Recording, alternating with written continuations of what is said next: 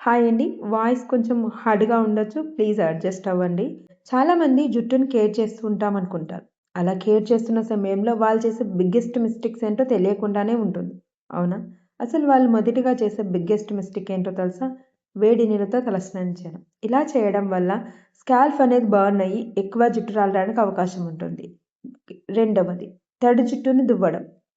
మనం తలస్నానం చేసినప్పుడు జుట్టు కుదుళ్ళు వీక్‌గా ఉంటాయి. అలా చేయడం వల్ల జుట్టు ఎక్కువగా ఊడిపోతుంది. మూడవది జుట్టుని టై చేయడం. టైట్‌గా టై చేస్తుంటారు. లేకపోతే ముడి పెట్టేస్తుంటారు టైట్‌గా.